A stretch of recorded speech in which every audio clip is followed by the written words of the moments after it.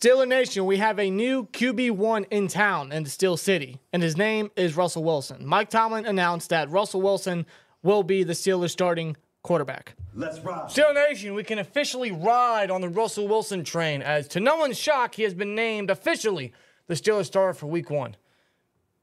It was always his job. As soon as he signed on the dotted line back in March, I mean, Russell Wilson was the lean-on starter. Yeah, I mean, it was his job to lose. It was his job to begin with. And whatever Mike Tomlin said about there being a competition or how he said this was a difficult decision, no, it wasn't. No, it wasn't. It's just stuff he had to say for the media. We all knew Russell Wilson was going to be the Week 1 starter. Unless anything else happened, he was always going to be the Week 1 starter. And thus, it is now officially said by Mike Tomlin. This is the right decision for the Steelers. And the reason I say that is because I don't think Justin Fields is ready to take that throne, or I don't think he's improved much from his days in Chicago or from his time in Chicago. In preseason, I didn't see much growth. I didn't see much from Justin Fields to be like, hey, maybe we should start him over Russell Wilson. I just didn't see enough. There just wasn't anything too crazy.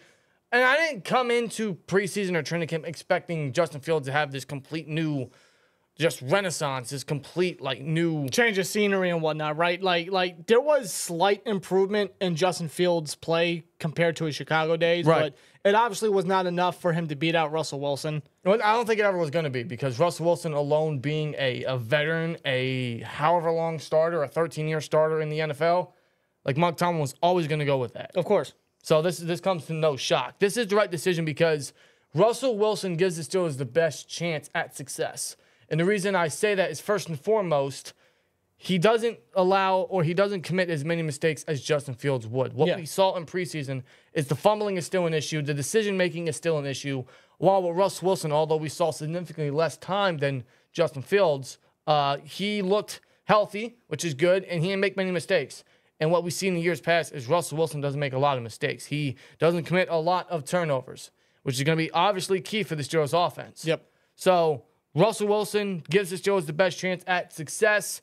And this is a very good thing for a guy like Justin Fields, because he's going to have to sit now. He's going to have to sit. He's going to pick at the brain of Russell Wilson. He's going to be able to learn his mistakes and help his growing needs, which is still accuracy, decision-making, reading defenses, and just allowing things to develop, allowing things to just happen on the field, play with anticipation in a lot of areas.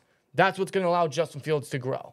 And it's a big necessity for him. So having a guy like Justin Fields sit with Russell Wilson starting is a good problem to have for the Steelers. Yeah, and I don't think anybody can deny that Fields brings more of a exciting type of play style more than Russell Wilson does. He uses his legs a lot more than Wilson will. Yeah, he's more exciting to watch than Russell Wilson, of course, but at the same time, he's a risky prospect. He's a risky type of guy to go with as QB1 because of the mistakes that he's still got to work with. But him being the backup is not a bad thing for Justin Fields whatsoever. No. He can still learn from a guy like Russell Wilson, one of the best to ever do it, one of the greater minds in NFL history to learn from. Work on his mistakes, know the playbook a little bit more, work on the communication with his offense and whatnot, his offensive line.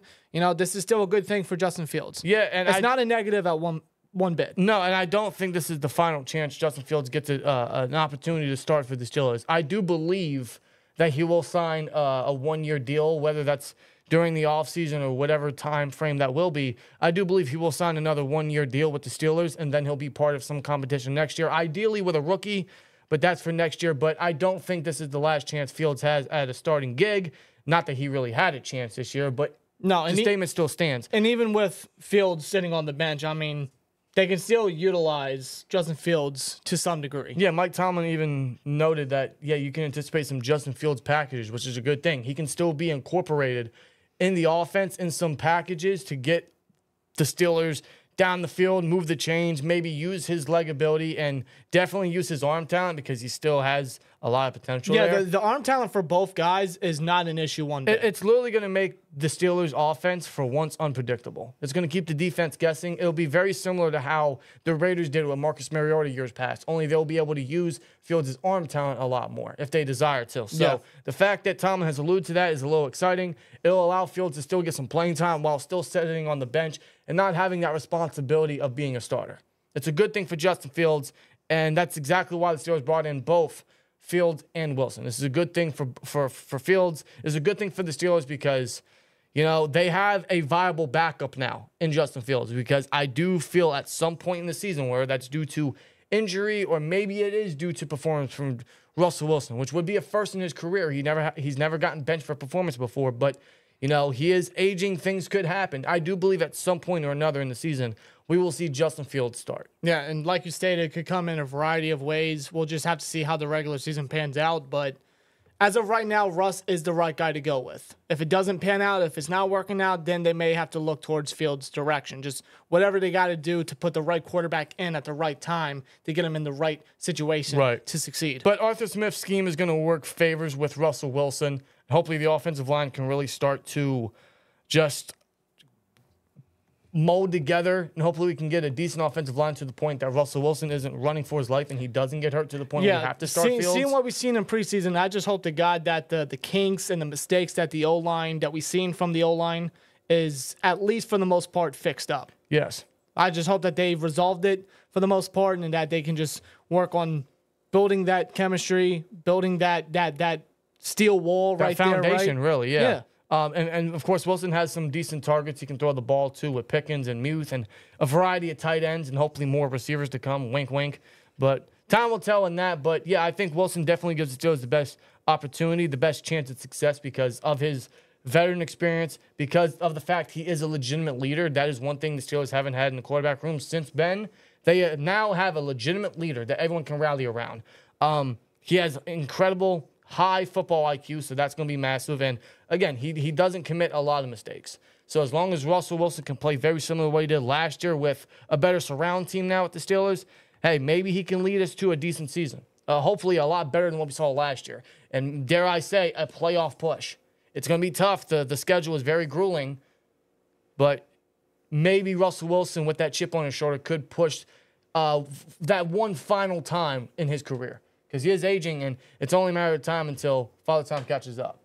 So This is literally Russell Wilson's final chance, final time to really make a significant push as a starter. So with him as the starter for the Steelers now, officially, it's going to be a very interesting season. It's going to be a wild ride, legitimately. Pun fully intended, man. Let's ride. In regards to the season, in regards to the offensive line, and continuing on with the offense, unfortunately, the Steelers can't get away from the injury bug. They can't swat that bug any harder. They keep getting bit by it. We've already seen Warren hurt. He should be back for week 1. Futanu got hurt. He should be back for week 1. But Ryan Watts is out for the year. Julius Welshoff is out for the year. Yeah, let's not forget Nate Herbig suffered an injury. He's also out for the year. And now, not to mention the other guys designated for return. It's just the injuries that the Steelers are now getting bit by is a pain. Yeah, and listen, we know that some of these guys are going to be healthy and they'll be returning soon, like guys like Warren and Futanu. It's just a matter of all these injuries are occurring in a small amount of time, so close to each other. It's a little concerning. And now the latest one is Steelers starting left guard Isaac Seumalo. He has suffered a apparent pectoral injury in practice. And he underwent tests today to see the severity of the injury, the significance of the injury. And thankfully, it's not as significant as we all thought or as we all feared, as the Steelers feared, because it's not season ending. No. That is a good thing. Somebody was looking out for us. The football gods were looking out for us a little bit. And this is straight from Adam Schefter. He stated, initial tests showed that Steelers guard Isaac Seumalo did not suffer a season-ending pectoral injury. The team is still weighing how long he could miss, but as one source stated, we dodged a bullet. Yes. And according to Jerry Dulock, Seumalo is expected to miss about a month. So it's non-surgical. It's not overly serious, which thank goodness that it's not, because Seumalo is a huge factor of the offensive line. He's a major player, a part of the offense and that offensive line. He allowed 0 sacks last year. Yeah. He was a big component to the offensive line play and still will be. And he's a big leader. You know, he's the oldest guy in that room, and he's arguably our best lineman in general. So losing him for at least the next 3 to 4 weeks, close to a month, hurts.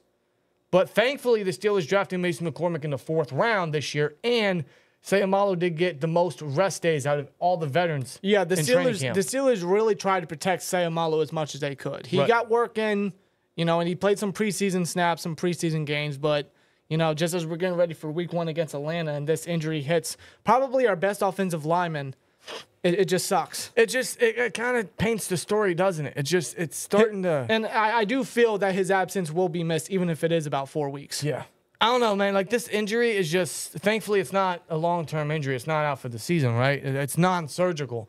But, I don't know. So something like this is kind of like foreshadowing. It's like they're trying to tell us something like, hey, the season's going to be crazy. And we know Steelers seasons are always crazy, but all these injuries so close to each other is just very concerning. And now our best lineman, our best guard is out. But again, thankfully they drafted McCormick and Spencer Anderson. When Seumalo would get his rest days in camp, Spencer Anderson would get the majority of first-team reps. And that would be at left guard. Yes. Now, when preseason would be happening, when the preseason games would be happening, Mason McCormick would substitute in at left guard while Anderson would move over at right guard. Right. So Anderson, obviously still that versatile lineman, plenty of experience at left guard, plenty of experience over at right guard throughout this offseason. So the Steelers are really going to have to weigh their options and choose exactly who they're going to want to start week 1. And it's a big test against Atlanta, too. Yes, it is, because Atlanta is very underrated. We'll get into all that next week as we preview the week 1 game. But I would start McCormick because I think he's the more natural guard. I think he's the more natural of a lineman, the more natural starter.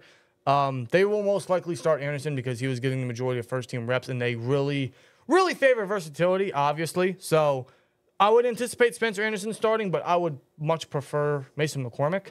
But depending on how either guy does, maybe one gets spotted in for the other. Yeah. So, now, both have had very impressive training camps and preseasons. I feel like Anderson has really come into his own as a guard, whether that's left or right. I feel like he's very good enough to play both as a backup. and McCormick, as a 4th-round rookie, had a very impressive summer, dude. Like, I mean, when you seen him play and block, I mean, he was hardly pushed back. He held his own. He's a strong guy, and he's a people mover too. Yes, he is. That's what you want. His only issue, and that's very evident in his last year of college, right? The penalties. Yeah. That's his only issue. That was even apparent in preseason. Is the penalties. Like, he draws a lot of flags in that regard sometimes. But that's not going to shy me away from wanting him to start over Anderson, just because that's the future. I think that's the long-term vision. So honestly, like, why wait? Why not give McCormick this opportunity? Yeah, I know it's a major test, but there is a reason why you selected him. You know what this reminds me of? It reminds me a lot of Kevin Dotson. Kevin Dotson was a 4th-round rookie coming into his rookie year, and then he had to start very quickly because DeCastro got hurt, and that was at right guard, and we all know what happened after that. But I'm seeing very similar traits here, a very similar path with Mason McCormick, where he's going to have to start immediately as a 4th-round rookie at left guard, and he, you know, for the long term is looking like a future starter. I mean, Khan did admit that he drafted McCormick because James Daniels and Nate Herbig are both coming into contract years. So he drafted McCormick in the thought of, hey, I might lose one or both. Let me draft this guy just to make sure I have an insurance plan in case I can't get one or both back. Now, Mason McCormick, who played all of his reps at left guard in college, he now has a chance to start at left guard. Yeah, he does. He could be a day 1 starter. Now, that would mean potentially 3 rookies starting on the offensive line, which is Zach Frazier, Mason McCormick, and Troy Futanu week 1. That's 3 young starters, 3 rookies, as a matter of fact, on the offensive line. But, I mean, that's why you draft him, right? Yes, to build a foundation. I mean, that's the future, right? Zach Frazier's ready. Futanu, still hard to tell. He only played 1 game, but, you know, he's looking healthy, so I'd put him in at right tackle. And McCormick, he's ready. Yeah. So if these guys are ready, man, I know they're rookies. Tomlin doesn't like to force his rookies, but literally you kind of have to now. Injuries at the offensive line has forced you to play the rookies. It happened with Kevin Dotson. It happened with Dan Moore years ago. Don't shy away from these guys now. But like you said, they could lean on a guy like Spencer Anderson to be given the nod and start, which I would not be surprised. And I wouldn't hate it entirely. But the way I see it, why not go with McCormick? Like Dan stated, he's more of a natural guard, especially at left guard. He's more natural at that position, while you can still use Spencer Anderson as that versatile piece along the interior offensive line. Yeah.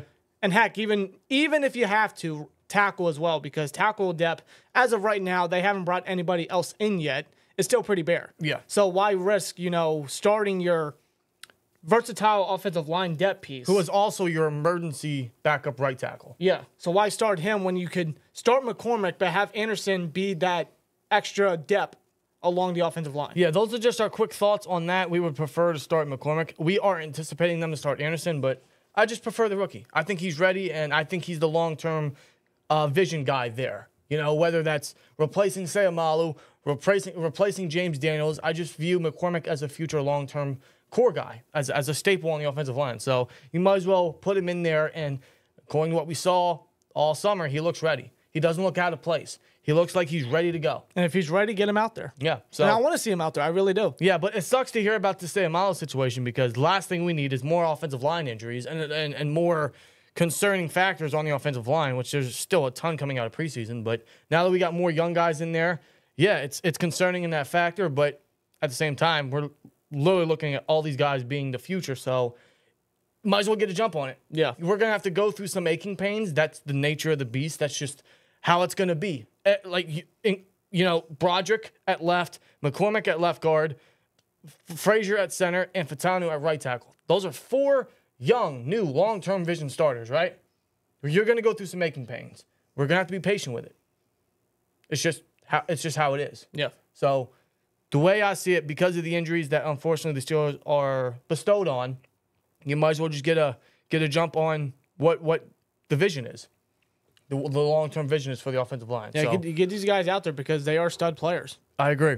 And they all looked, some of them looked pretty promising in preseason, so I think they've earned the starting gig. And that's why they've played the amount of reps they've gotten, and because of situations like this. Yeah. Next man up is what Tomlin likes to say, right? So. And throughout the regular season, they are going to have to step up. They're going to have to be real crucial in how the quarterback play is, how the running game is, and just how the entire offense goes. Right.